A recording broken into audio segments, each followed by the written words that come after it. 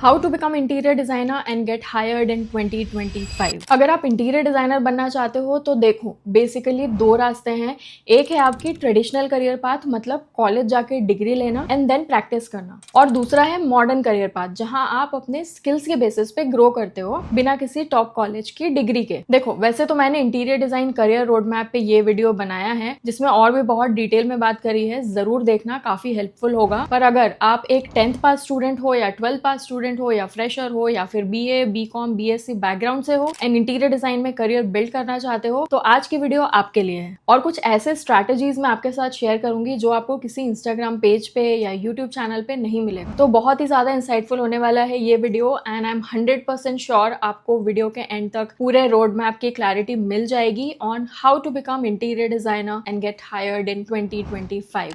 And channel को subscribe जरूर कर लेना। Hi guys, this is Vaishali. I am an architect and interior designer. I have 10 plus years of professional work experience and I'm currently working in Dubai. आज के time पे degree और degree के पीछे भागना इतना रेलेवेंट नहीं रह गया है जितना कि एक्चुअल नॉलेज, प्रैक्टिकल एक्सपीरियंस और एक स्ट्रॉन्ग पोर्टफोलियो बन गया है। हाँ, but top degree and best colleges वाले स्टूडेंट्स को आज भी अच्छी अपॉर्चुनिटीज मिलती है एंड वैल्यू एंड रिस्पेक्ट भी ज्यादा होती है। बट अगर आप टॉप टियर 1 कॉलेज में नहीं हो या डिग्री नहीं कर रहे हो, जो कि लेट्स से 70% ऑफ स्टूडेंट्स का केस होता है। अब हर किसी को तो टियर 1 कॉलेज में एडमिशन नहीं मिल पाता है ना, रीजन कुछ भी हो सकता है उसका। Majority students average regular colleges से ही स्टडीज करते हैं and rest of the students वो या तो डिप्लोमा कोर्सेज करते हैं या short term online courses and कुछ तो कोई भी कोर्सेज नहीं करते हैं एंड वो सेल्फ टॉट होते हैं, खुद से सीखते हैं एंड अपने स्किल्स एंड पोर्टफोलियो के बेसिस पे करियर बिल्ड करते हैं। इसका मतलब ये नहीं है ना कि ये सारे स्टूडेंट्स ये करियर परस्यू नहीं कर सकते हैं और अच्छे इंटीरियर डिजाइनर नहीं बन सकते हैं या सक्सेसफुल नहीं बन सकते। मैं इस वीडियो में दोनों रोड मैप्स एक्सप्लेन करूंगी इन डिटेल ताकि आप चाहे 10th में हो या ग्रेजुएशन के बाद कंफ्यूज्ड हो या फिर मिड करियर स्विच करना चाह रहे हो, आपको एक क्लियर रोड मैप मिल जाए जो आपको एक क्लैरिटी दे देगा कि आपको इस करियर में आगे कैसे बढ़ना है। आज से 10 साल पहले जब मैं स्टूडेंट थी उस टाइम मुझे तो कोई गाइड करने के लिए नहीं था एंड यही सारे क्वेश्चंस मेरे दिमाग में भी चलते रहते थे जो आप लोगों के दिमाग में चल रहे हैं। सो आज आपसे मैं ऑनेस्टली वही सब शेयर करने वाली हूँ, क्या सही है, क्या वेस्ट है,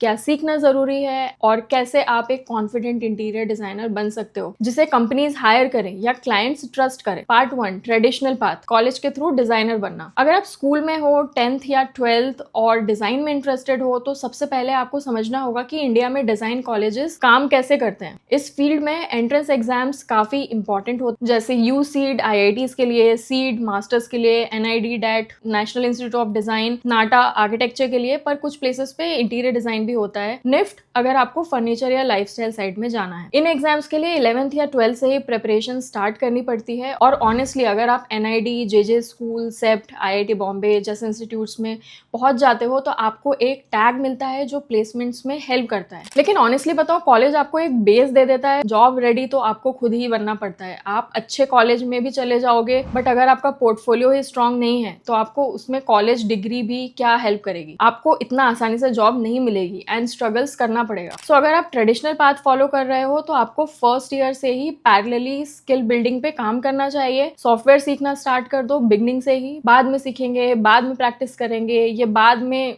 फिर कभी आ ही नहीं पाता है। Trust me on this, college कब खत्म हो जाएगा एंड इंटर्नशिप का टाइम आ जाएगा आपको पता भी नहीं चलेगा एंड बाय दैट टाइम अगर आपकी सॉफ्टवेयर पे कमांड अच्छी नहीं हुई तो आपको काफी रिग्रेट होगा। अब बात करते हैं टूल्स जो आपको सीखने चाहिए कॉलेज के साथ। सॉफ्टवेयर में सबसे पहले आता है ऑटोकैड। इसमें basic floor plans, furniture layouts, technical drawings बनाना सीखो। देन स्केचअप प्लस वी-रे, ये होता है for concept development and 3D views के लिए। देन फोटोशॉप एंड इलस्ट्रेटर, ये आप यूज करते हो प्रेजेंटेशंस एंड मूड बोर्ड्स बनाने के लिए। फिर आता है रेविट एंड बिम बेसिक्स, ये आप बेसिक सीख सकते हो, एकदम एडवांस लेवल जरूरी नहीं है बट हाँ ये सीख लो क्योंकि 2026 तक ये इंडस्ट्री स्टैंडर्ड बन चुका होगा, तो मस्ट नो। देन आता है MS Excel, पावर पॉइंट, ये बेसिक्स आपको आना चाहिए for BOQ, bill of quantity और क्लाइंट प्रेजेंटेशन के लिए। देखो मोस्ट ऑफ द टाइम्स होता है कि आपके कॉलेज में शायद ये सब कुछ ना सिखाया जाए बट आपको एक्स्ट्रा एफर्ट्स डालने हैं एंड ये सब सॉफ्टवेयर्स आपको खुद से सीखने ही है, कुछ भी हो जाए एट एनी कॉस्ट। अगर इसके अलावा आपको कोई और सॉफ्टवेयर्स नहीं भी आते हैं तो भी चलेगा, इतना आ जाए तो ही काफी है। मैं आज भी आफ्टर 10 इयर्स ये सॉफ्टवेयर्स ही डे टू डे बेसिस पे यूज करती हूँ। डे टू डे लाइफ में आपका काम इन सॉफ्टवेयर्स के थ्रू हो जाता है और इंटर्नशिप के टाइम तक अगर ये सब आता है तो आपकी वैल्यू दूसरे स्टूडेंट से डबल हो जाती है। पार्ट 2, मॉडर्न पाथ, डिग्री नहीं है,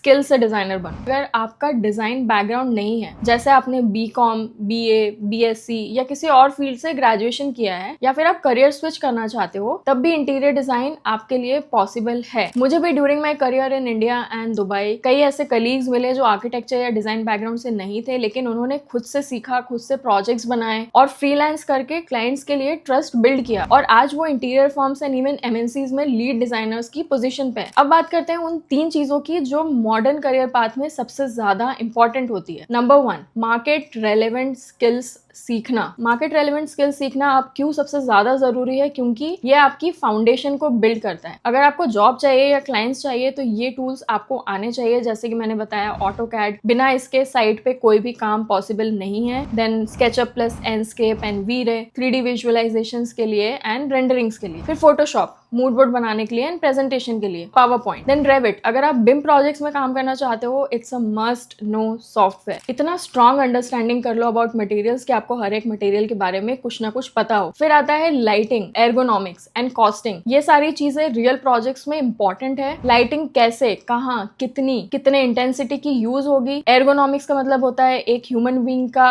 किसी भी स्पेस को लेकर एफिशिएंसी एंड फंक्शनैलिटी कैसे होता है, कोई स्पेस को एक ह्यूमन बीइंग कैसे यूज करता है, उसके हैबिट्स क्या होते हैं, जिससे आप स्टडी करके स्पेस डिजाइन कर सकते हो। Psychology also plays an important role here. ये सारे स्किल्स को मास्टर करना बहुत ज्यादा जरूरी है अगर आप सेल्फ टॉट इंटीरियर डिजाइनर बनना चाहते हो या डिजाइन करियर में स्विच कर रहे हो, तो मतलब थोड़ा एक डिजाइन सेंस आप में होना चाहिए। फिर आता है नेक्स्ट मोस्ट इंपॉर्टेंट पॉइंट, जो कि है पोर्टफोलियो से related. Projects banana and portfolio ready करना। अब देखो, कॉलेज हो या ना हो, पोर्टफोलियो ही आपकी आइडेंटिटी होती है। सो पोर्टफोलियो बनाते टाइम पैनिक नहीं करना है। I would say start very simple. अपने रूम या अपने घर का मेकओवर प्लान बनाओ, घर का एक कॉर्नर का लेआउट बनाओ, उसकी डिटेलिंग करो, देन उसका 3D एंड रेंडर करो। हाँ, आप एक और चीज कर सकते हो, फ्री ऑनलाइन कॉम्पिटिशन्स में पार्टिसिपेट भी कर सकते हो। ये रिसर्च करके आपको इन्फॉर्मेशन मिल जाएगी कौन कौन से कॉम्पिटिशन्स है। और अगर फिर भी कंफ्यूज हो तो आप एक फिक्शनल प्रोजेक्ट बनाओ। Let's say for example small studio apartment for a musician or any project for that matter. And then portfolio में 3 टाइप के प्रोजेक्ट जरूर होने चाहिए, specially if you are a fresher. Residential project, commercial project, फिर conceptual with a strong theme. अब आप template या presentation A3 या A4 में कर सकते हो, लेकिन क्लियर और क्लीन होनी चाहिए। मैंने अपना एकेडमिक आर्किटेक्चर पोर्टफोलियो